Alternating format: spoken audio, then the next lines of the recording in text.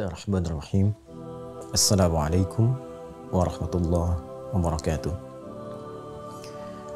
Alhamdulillahi wa kafa. Wassalatu wassalamu ala rasulillahil mustafa wa ala alihi wa sahbihi wa man wafa wa ba'd.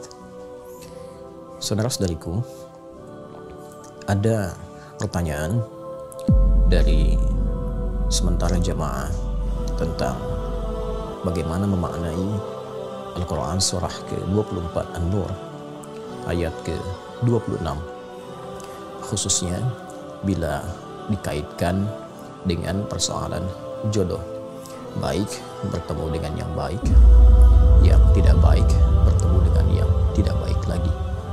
Bagaimana bila dalam satu kondisi yang baik ternyata bertemu dengan yang tidak baik? Apakah relevan dengan pemaknaan ayat yang dimaksudkan? Pertama, kita mencoba untuk membaca terlebih dahulu ayat yang dimaksudkan, kemudian menerapkan kaidah tafsir dalam memaknai satu ayat Al-Quran, yaitu bagaimana korelasinya dengan ayat-ayat sebelumnya serta ayat-ayat setelahnya. Allah Subhanahu wa Ta'ala berfirman dalam Al-Quran surah ke-24 An-Nur ayat ke-26, A'udzu billahi minasyaitonir rajim.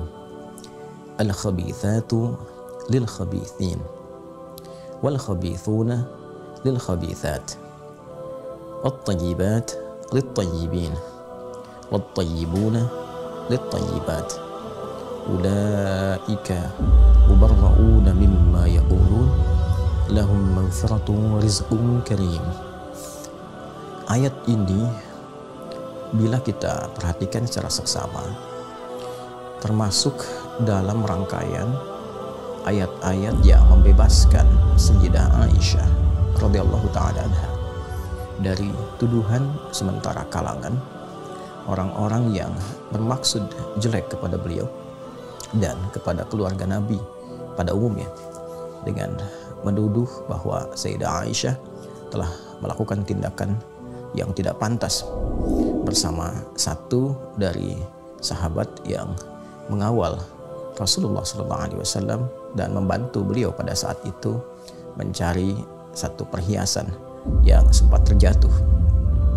Ketika tuduhan ini banyak digosipkan sehingga menjadi hoax yang menyebar di kalangan kaum muslimin pada masa itu, maka Allah Subhanahu wa Ta'ala menurunkan rangkaian pembuka di surah ke-24 surah An-Nur untuk membebaskan Sayyidah Aisyah dari tuduhan-tuduhan dan hoax yang ditujukan kepada beliau.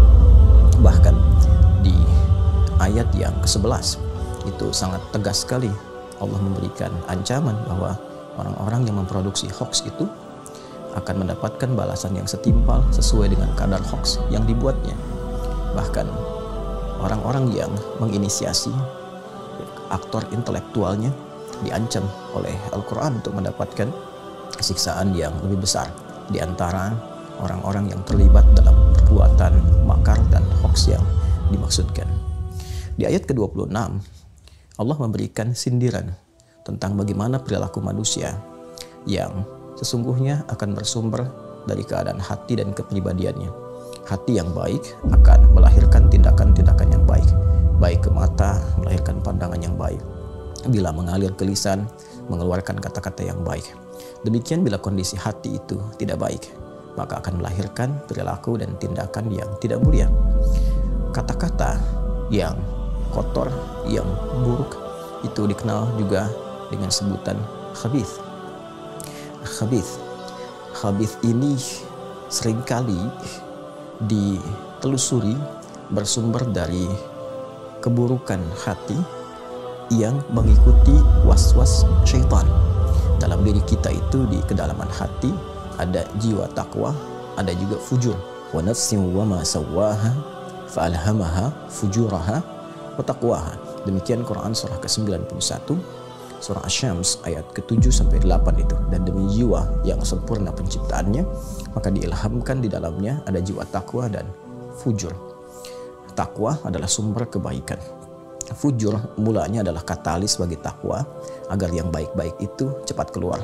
Namun setan melakukan provokasi kepada jiwa fujur supaya dia berdiri sendiri, dan alih-alih menjadi katalis kepada jiwa takwa untuk tampil baik, maka dia diprovokasi oleh setan seperti disampaikan di Quran surah keempat An-Nisa ayat 118. La'anahullah la'attakhidanna min ibadika nasiban mafruḍa.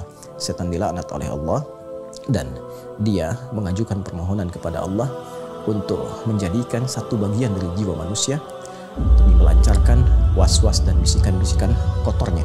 Itulah jiwa fujur yang dia manfaatkan.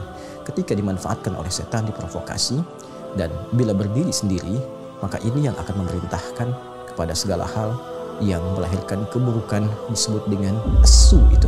Quran surah ke-12 Yusuf ayat ke-53.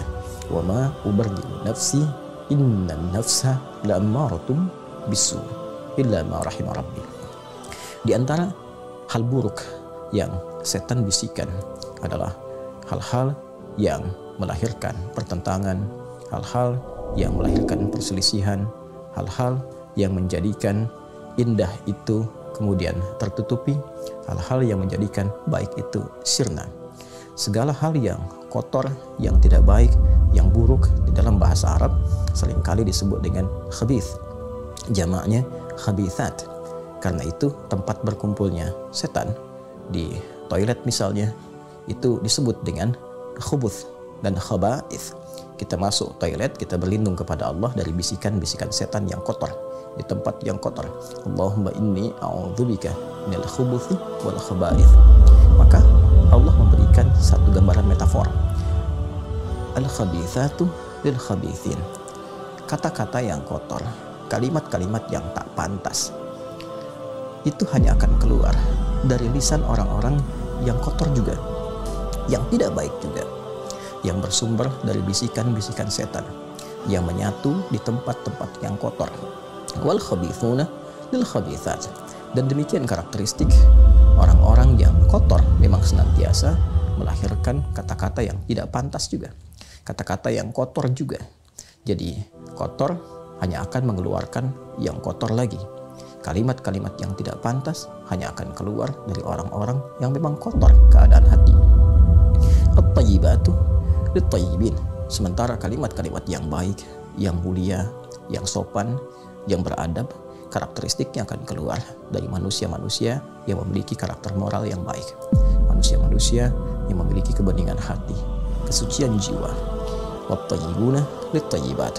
Karena itulah orang-orang mulia ini karakteristiknya senantiasa mengeluarkan kata-kata yang indah, yang menyenangkan, yang bernilai kemuliaan.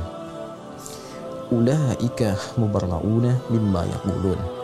Maka orang-orang yang tertuduh itu, korban hoax itu, mereka dibersihkan, mereka dibebaskan dari tuduhan-tuduhan yang disematkan kepada mereka yang dimaksudkan.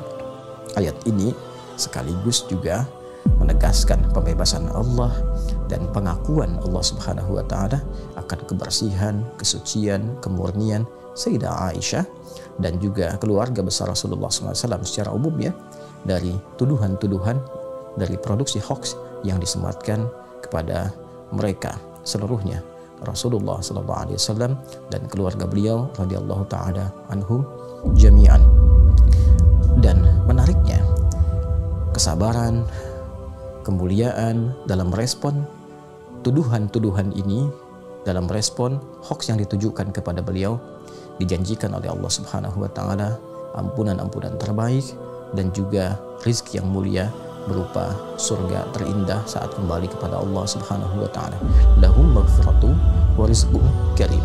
Bagi mereka orang-orang yang sabar saat dituduh, yang tetap mencari bukti yang baik sehingga dengan itu bisa menjawab tuduhan secara elegan, bisa menjawab hoax dengan cara yang baik, yang benar, dan bersabar dalam menjalani itu semua, maka mereka berpeluang terbebas dari berbagai keburukan-keburukan, dari berbagai peluang-peluang dosa, mendapat ampunan dari kesalahan, dan dijanjikan oleh Allah surga yang menanti berdasar amal soleh yang telah dikerjakan secara proporsional. Agaknya ayat ini tidak langsung terkorelasi dengan pemahaman jodoh bertemu jodoh, baik bertemu baik atau jelek bertemu jelek, tapi lebih menekankan tentang pembebasan Sayyidah Aisyah dan keluarga dari tuduhan-tuduhan hoax yang disematkan kepada beliau dan keluarga besar. Untuk itu memang ada sebagian yang memaknai dari kalangan ahli tafsir yang menarik ayat ini ke dalam keumuman makna tentang keberpasangan dalam berumah tangga. Baik bertemu dengan baik, jodoh yang jelek pun, perilaku yang tidak baik akan berjumpa dengan yang tidak baik lagi. Sekilas memang terlihat ada kebenaran dari segi penafsiran yang dimaksudkan. Orang-orang yang berkumpul di tempat-tempat yang baik cenderung mencari jodoh yang baik pula. Orang-orang yang berkumpul di tempat yang kurang baik boleh jadi juga cenderung memilih pasangan yang sekufu, sekeadaan, setempat dia bergaul. Karena itu dalam Islam, latar belakang keadaan bergaul juga menjadi penentu bagaimana seseorang bisa memadu kasih dalam kehidupan berumah tangga. Namun ini menjadi problem ketika ada orang-orang yang menduga pasangannya baik, ternyata setelah menikah tidak seperti yang digambarkan, tidak seideal yang diharapkan. Dirinya sudah baik, namun pasangan belum terlihat baik seutuhnya. Bila kemudian dikaitkan dengan ayat yang dimaksudkan, di sini kemudian problem penafsiran itu menjadi penting untuk diurai, menjadi penting untuk diberikan solusinya. Karena itu para ulama lebih menarik ayat ini sesuai dengan konteks yang dimaksudkan tadi, yaitu membebaskan Sayyidah Aisyah dan keluarga dari tuduhan, dibandingkan dengan membawa ke aspek rumah tanggaan. Ada ayat-ayat yang lain yang menjawab persoalan-persoalan dimaksud. Ayat-ayat bahkan memberikan contoh dan inspirasi kepada kita. Boleh jadi orang-orang yang mengharapkan pasangan ideal setelah menikah mendapati pasangannya jauh dari harapan, maka cara memaknainya berdasarkan ayat-ayat lain di luar ayat 26 surah An-Nur ini, seperti ayat yang menunjukkan kesabaran Sayyidah Asiyah saat berumah tangga dengan Fir'aun, ataupun bahkan di level Nabi Nuh alaihissalam, Nabi Lut alaihissalam, bagaimana menghadapi kondisi istri-istri mereka yang bahkan jauh dari harapan. Maka Islam mengajarkan bersabar, berprasangka baik kepada Allah Subhanahu wa Ta'ala. Boleh jadi yang kurang baik itu dititipkan kepada Anda supaya Anda bisa membimbingnya menjadi lebih baik, mendakwahinya. Dan boleh jadi disitulah ruang kesabaran yang mendekatkan diri keluarga kepada Allah Subhanahu wa Ta'ala. Bukankah Allah berfirman, innallaha ma'as sabirin? Anda ingin dekat dengan Allah dan Allah berikan pintunya. Orang mencari keluar, Anda mendapatkannya di dalam rumah. Bukankah sabar mengantarkan kepada surga lebih cepat dari amalan-amalan yang lainnya, sehingga malaikat mengucapkan selamat kepada penduduk surga dengan kalimat sabar, salamun alaikum bima sabartum. Selamat atas kesabaran yang telah Anda pupuk selama berkehidupan. Karena itu penting untuk dicatat bahwa tidak selamanya kita harus menerapkan fikih-fikih secara praktikal, namun juga ada ragam fikih yang bisa kita bawa dalam menerapkan hukum-hukum berkehidupan. Fikih dakwah kadang-kadang bisa diterapkan lebih awal dibandingkan dengan fikih-fikih terkait dengan hukum.